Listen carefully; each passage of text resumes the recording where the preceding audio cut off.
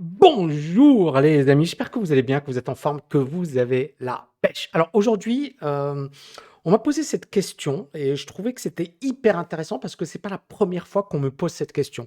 Donc merci Tammy, toujours un plaisir d'avoir ta vision. Les personnages hors normes comme Warren Buffett ont bénéficié sous une forme ou sous une autre d'occasions inhabituelles. Leur réussite était le produit du monde dans lequel ils avaient grandi.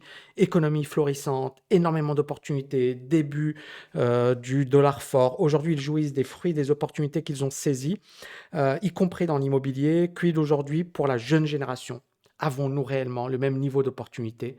Ou bien l'abondance et les temps difficiles arrivent avec les conflits, la planche à billets, les BRICS, le basculement multipolaire? Pouvons-nous clairement dire que les performances passées vont refléter les performances à venir? Ton avis dans une prochaine vidéo, peut-être. Merci. Elle est géniale, ta question. Il y a plusieurs questions dans ta question. Alors, est-ce qu'il est possible de réussir aujourd'hui pour un jeune? Moi, j'ai envie de dire que c'est la meilleure époque pour être jeune, mais en même temps, clairement, la période la plus difficile. Pourquoi? Parce que, comme tu l'as dit, il y a de nombreux enjeux. C'est-à-dire, on va vivre dans un monde où les choses vont aller beaucoup plus vite, où il y aura une concurrence internationale, où les États ont vécu au-dessus de leurs moyens et ils seront plus capables effectivement de faire comme ils le faisaient auparavant. Donc il va falloir être beaucoup plus débrouillard, beaucoup plus intelligent, beaucoup plus efficace. Et il ne faudra pas effectivement être comme papa, maman, c'est-à-dire ils ont un boulot presque à vie et de se dire, bon, bah, finalement, j'ai pas de risque. On va être dans une économie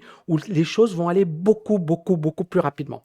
Maintenant, premier point que j'ai envie de développer, c'est qu'aujourd'hui, tu peux investir sur les marchés financiers, mais super facilement. C'est-à-dire qu'auparavant, il fallait passer par un courtier, les frais de transaction étaient très importants, on n'avait pas beaucoup d'outils, il fallait être expérimenté. Aujourd'hui, tu utilises un iPhone, tu utilises ton téléphone portable, ça devient une véritable salle de marché. Moi, je passe des ordres de plusieurs millions de dollars avec un iPhone. Ça peut paraître bizarre, contre-intuitif pour beaucoup de personnes, mais ce que j'ai envie de vous dire, c'est qu'aujourd'hui, mais c'est juste incroyable.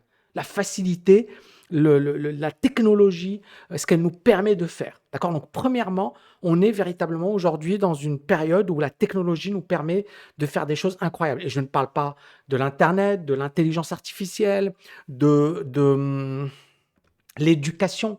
Imagine, moi, si à ton époque, j'avais eu voilà, ce type d'enseignement, ce type de chaîne YouTube, ce type de pépites, d'accord, données gratuitement.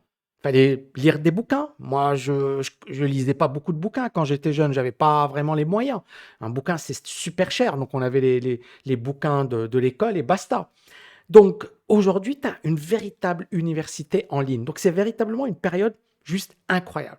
Maintenant, le problème de cette période, c'est que il y a trop de bruit. Et les gens sont impatients. C'est-à-dire, les jeunes d'aujourd'hui, moi, je les trouve impatients. Ils veulent devenir riches rapidement. Ils vont parfois faire des choses limites et ils vont pas avoir une perspective long terme. C'est-à-dire que non seulement voilà, ils ont toute cette chance, toutes ces opportunités qui leur sont offertes, mais ils sous-estiment la puissance de ce qu'ils ont et ils veulent devenir riches rapidement. Or, et je pense que les grands gagnants, les jeunes qui vont gagner dans le monde de demain, sont les jeunes qui bossent dur, qui ont une vision long terme et qui sont patients. Et je le dis bien et je le répète, patients. Et il y a, encore une fois, le problème et l'avantage des réseaux sociaux, c'est la possibilité de s'exposer, de communiquer, d'apprendre des choses. Le gros inconvénient, c'est qu'il y a énormément, énormément, énormément de bruit. Enfin, le dernier point, et je vais ensuite conclure, je vais d'abord commencer par ça. Ta question, elle est super intéressante au sens où tu dis, OK, Tammy, est-ce que les marchés financiers vont continuer de performer à l'avenir? Et en fait, regarde ce qui s'est passé durant les 50 dernières années. Dans les années 70, tu as des gens très intelligents qui ont dit, la croissance est finie. Il faut arrêter la croissance. Il faut arrêter de penser que l'économie va continuer de croître. Et ces gens-là étaient des personnes voilà, très très sérieuses, etc. Ça s'appelle le Club de Rome. Et on a vu qu'ils s'étaient complètement plantés. Le problème, encore une fois, aujourd'hui, c'est que beaucoup de gens disent maintenant c'est différent, maintenant les choses ont changé, maintenant la bourse, elle va s'arrêter, on va rentrer. Peut-être, tu sais, dans les années 2000, on a eu une longue période de stagnation, mais ensuite les marchés sont repartis à la hausse. Il faut comprendre une chose. C'est que si on rentre dans une ère de l'inflation, si les gens, à un certain moment, veulent protéger leur argent, ils vont se dire quoi? Ils vont se dire: «Je veux placer mon fric et je veux le placer quelque part». L'immobilier, ça reste limité et la bourse reste effectivement un endroit où il y a un énorme potentiel. Je vais te montrer un truc, tu vas comprendre vraiment, vraiment, vraiment ce qui est en train de se passer. Ça s'appelle les dépôts dans les banques commerciales américaines, c'est-à-dire l'argent qui est déposé dans les banques commerciales américaines, c'est-à-dire les banques américaines. Le chiffre aujourd'hui, regarde, 18 000 milliards de dollars. On a une petite correction. Cette petite correction, ça veut dire quoi? Ça veut dire que les particuliers retirent leur argent. Et regarde, depuis 1975, on n'avait même pas quelques... On va prendre, hein, les chiffres. Donc en 1973, on avait 613 milliards de dollars. Puis regarde, en 2010, hein, ça c'est la crise des subprimes, on avait 7 000 milliards de dollars dans les banques américaines. Aujourd'hui, on a 17 000 milliards et avec la baisse, on a 17 000 milliards et au sommet, on avait 18 000 milliards. Où est-ce que cet argent il va aller à ton avis? Où est-ce que cet argent il va aller à un certain moment? Et regarde ça avec le Covid, hein. Donc là, le Covid, on est en 2020, tu vois. Et regarde, le truc, on est passé de 13 000 milliards. Voilà. Est-ce que ça te donne une réponse à ta question? Est-ce qu'il n'y a pas d'argent? Est-ce que les gens n'ont pas d'argent? Est-ce que les gens, voilà, il y a 18 000 milliards de dollars d'argent dans les banques. Donc je prends plusieurs situations. Situation, l'inflation, elle est forte. Clairement, d'accord? Clairement, beaucoup de gens vont se dire, je vais acheter des actions. Pourquoi? Ça, c'est l'indice turc, d'accord? Et l'indice turc, depuis cette période, alors je vais prendre ça, depuis 2020, donc il valait 830, aujourd'hui il vaut 4580, sur les plus hauts 600%, et là 400%. Qu'est-ce qui s'est passé entre-temps? Tu le sais très bien. On va regarder la devise turque, USD, TRY.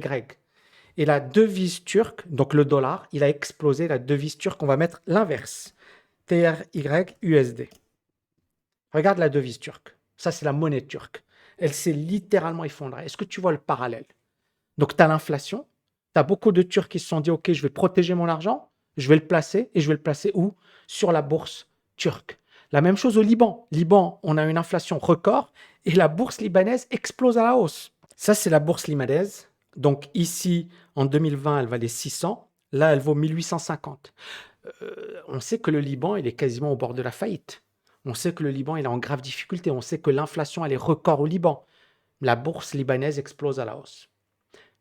Cherchez l'erreur. Et j'ai même comparé la lire turque avec le Bitcoin, avec la bourse turque avec le Bitcoin et même, oui voilà, la lire turque versus Bitcoin versus la bourse turque. Et la bourse turque surperforme largement le Bitcoin. Le Bitcoin, il est ridicule. Donc, tu commences à voir un truc. Les marchés financiers sont une manière de se protéger. Ce n'est pas la protection ultime, mais attention, c'est une manière de se protéger. Donc clairement, on va rentrer dans une ère de turbulence, on va rentrer dans une ère dangereuse, dans une ère où les marchés seront volatiles comme jamais, c'est-à-dire on est en train de vivre aujourd'hui une volatilité historique, hein. Moi, je n'ai jamais vu ça. J'ai vécu quand même pas mal de temps sur les marchés financiers, j'ai une grosse expérience, j'ai jamais vu cette volatilité, cette folie. Maintenant, cette folie, on peut la comprendre. Si tu gardes ton sang-froid, tu analyses froidement les choses, t'es pas genre les gars ils te disent ouais, le Bitcoin ou cet altcoin pourri, ou tu vas faire du staking sur une crypto exotique, et en fait tu vas te faire ruiner, tu vas te faire plumer. Donc si tu suis pas ces gugus et que tu es sérieux, tu es solide, tu utilises vraiment des concepts costauds, bah, il n'y a pas photo. Tu peux réussir, tu peux faire des choses incroyables. Mais ça passe par le fait de se former sérieusement. Ça passe par le fait de participer à une communauté, de faire partie d'une communauté de gens sérieux, de gens travailleurs, de gens qui agissent. Et c'est ce que nous, on a essayé de mettre en place. C'est-à-dire, ça fait des années que moi, je bosse comme un dingue. J'ai mis en place un programme qui est juste incroyable, hein. Je pense que beaucoup de gens connaissent TKLFA. On est l'école la mieux notée dans le monde francophone. Et je pense que même dans le monde anglo-saxon, il n'y a pas d'équivalent. Les notes sont juste énormes. On a 3380 notes. 97% 5 étoiles, un rating de 5 étoiles. Il n'y a pas d'équivalent. C'est juste énorme. Mais pourquoi? Parce qu'on offre une formation de très haut niveau et on apporte un maximum de valeur à nos étudiants. Et là, vous voyez, donc il y a vraiment toutes les formations, tous les cours, etc. LFA, on est en train de le lancer à un tarif juste exceptionnel. Donc, je vous rappelle, il y a toutes les dimensions, que ce soit le mindset, que ce soit la stratégie, que ce soit l'investissement en bourse, l'investissement immobilier, les cryptos, le business sur Internet.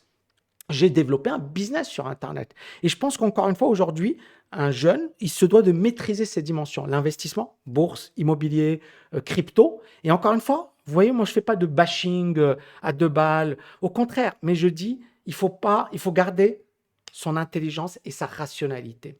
Il faut investir de manière intelligente. Et quand je dis de manière intelligente, par exemple, beaucoup de gens me disent, Tammy, ouais, mais pourquoi tu tapes sur les cryptos? Tu n'as rien compris à la technologie.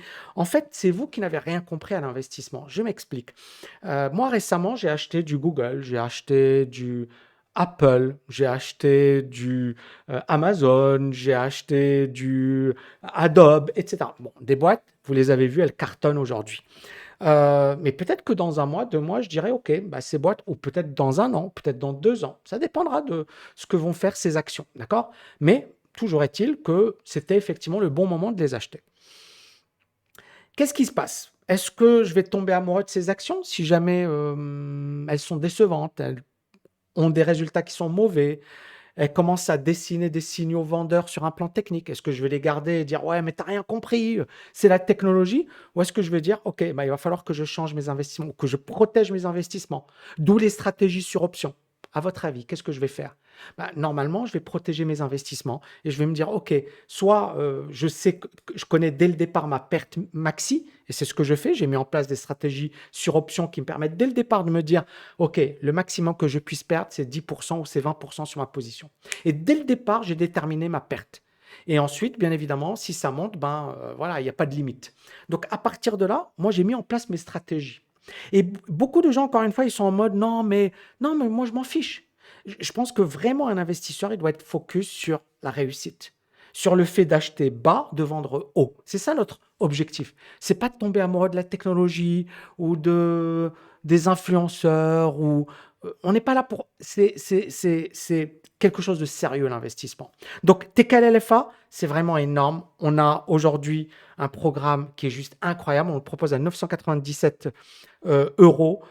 Et véritablement, il y a toutes les dimensions importantes pour se libérer financièrement. Il y a 229 heures de cours, ce qui est juste incroyable. Et vous avez toutes les dimensions de la liberté financière, que ce soit le mindset, que ce soit la stratégie, que ce soit la bourse. J'ai également développé des stratégies avancées en bourse. Justement, on ne sait pas ce qui va arriver demain. Par exemple, nous, à la TKL, la grande majorité, on était en dehors du marché en 2022, ce qui était la bonne chose à faire. Le marché s'est effondré, il ne fallait pas être dedans. Moi, j'ai coupé mes positions janvier 2022. Je l'ai dit au sein de l'école. Je leur ai dit, moi, je coupe mes positions. Et donc, moi, je n'ai pas fait grand-chose en 2022.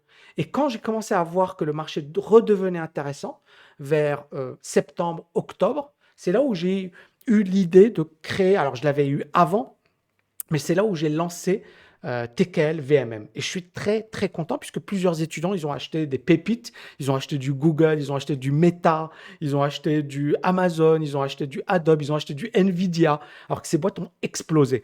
Donc, moi, encore une fois, je suis très pragmatique et je pense que c'est l'état d'esprit que vous devriez avoir.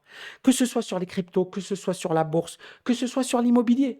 J'ai réalisé de très, très belles plus-values parce que j'ai justement investi au meilleur moment. Donc, il faut être véritablement rationnel quand vous êtes un investisseur. Et c'est le but de cette formation. C'est la formation la plus costaud qui existe dans le monde francophone pour un prix qui est juste ridicule.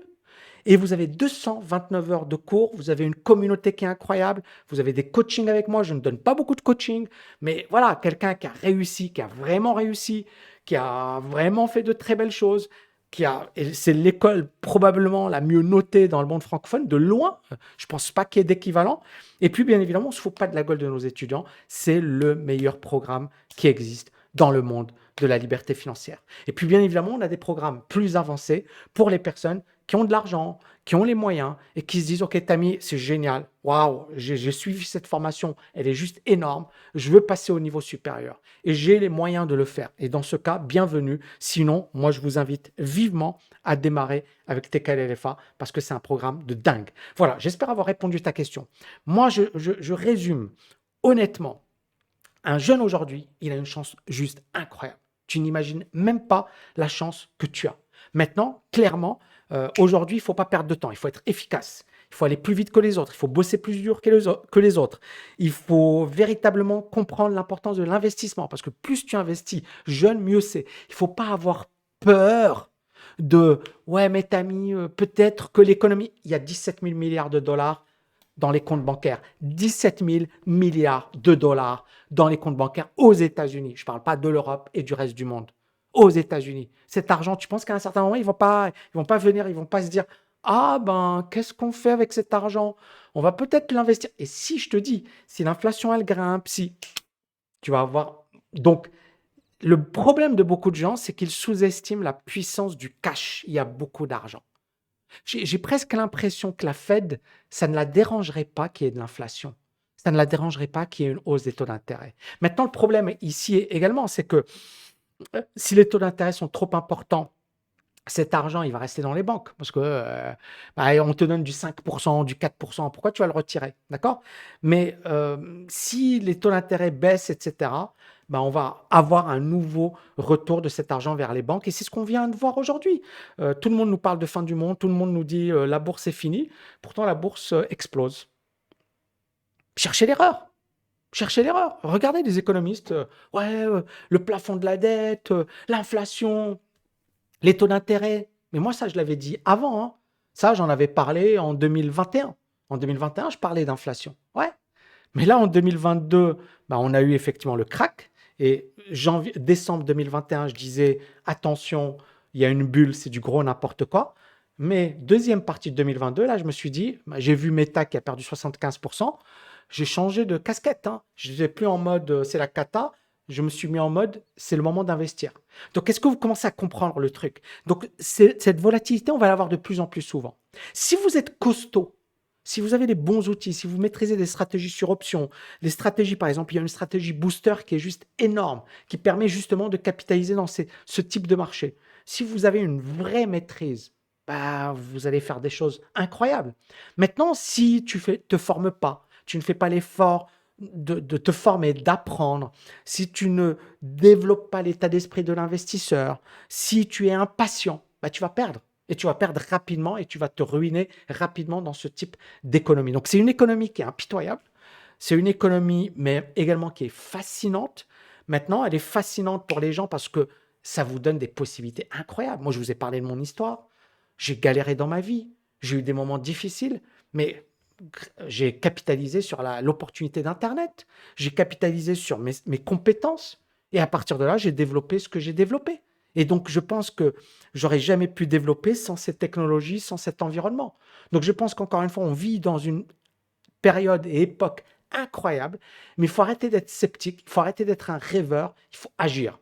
Donc, les amis, si vous êtes chaud, mettez-moi du agir en commentaire et je vous dis à bientôt. Ciao, ciao, ciao. Et je publie de plus en plus de vidéos. Si vous kiffez, n'hésitez pas à me le dire en commentaire. Ciao!